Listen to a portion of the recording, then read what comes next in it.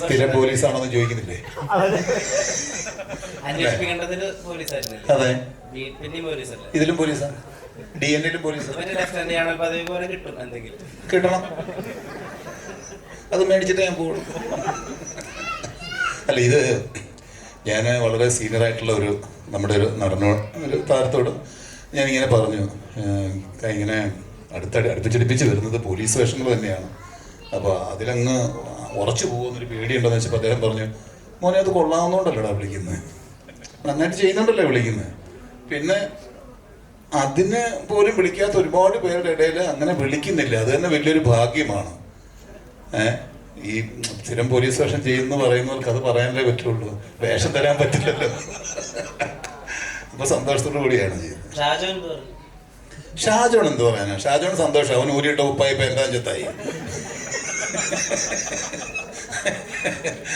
അങ്ങനെയല്ല, ഇതിനകത്ത് എന്താ പറയാ, ഈ പറഞ്ഞ പോലെ ഒരുപാട് നാളത്തെ ആഗ്രഹമായിരുന്നു.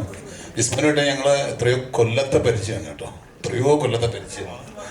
അത് പറയണം. അതായത് ഞാനും ജയസൂര്യയും കൂടെ ഇങ്ങനെ പ്രോഗ്രാംസ് ഒക്കെ ചെയ്ത് നടക്കുന്ന സമയം, ഞാൻ പറയാം 1998-99 ആ സമയത്ത് ഞാനും ജയസൂര്യയും മിമിക്രി ചെയ്യും. 2-man ഷോയാണ്. ഞങ്ങൾ ഒരുപാട് രാജ്യങ്ങളിൽ പോയി പ്രോഗ്രാം അവതരിപ്പിച്ചിട്ടുണ്ട്. ഞാൻ ജയസൂര്യ മാത്രമുള്ള ഷോയാണ്, വേറെ ആരുമില്ല, വേറെ ബേർഡൻസ് ഒന്നുമില്ല, ഒരു മൈക്കും ഞങ്ങൾ രണ്ടുപേരും മാത്രം മതി.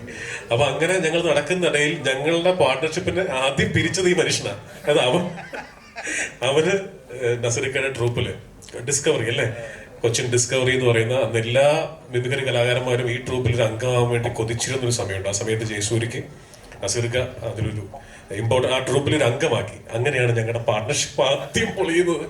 പക്ഷെ ഒരുപാട് സന്തോഷമുണ്ട്. അന്ന് മുതൽ ഈ പറഞ്ഞ പോലെ ഞാൻ വീട്ടിൽ വന്നു, ഇക്ക് ഓർക്കാത്തോണ്ടാണ് ജയസൂര്യയുടെ കൂടെ. അപ്പൊ അന്ന് മുതലുള്ള നസീർക്കയോട് ഇപ്പോഴും എനിക്ക് ആ ഒരു എത്ര സുഹൃത്തായെന്ന് പറഞ്ഞാലും എനിക്ക് ആ ഷോൾഡറിൽ കൈയിടാനുള്ള ഒരു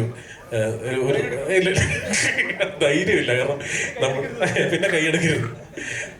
താങ്ക് യു. എന്തായാലും വന്നതിലും രഘു എന്ന് പറഞ്ഞ കഥാപാത്രത്തെ അനശ്വരമാക്കിയത് എൻ്റെ സിനിമയ്ക്ക് വേണ്ടിയിട്ട് ഒരു ഡയറക്ടർ എന്നുള്ള രീതിയിൽ എനിക്കത് പറയണം. Thank you.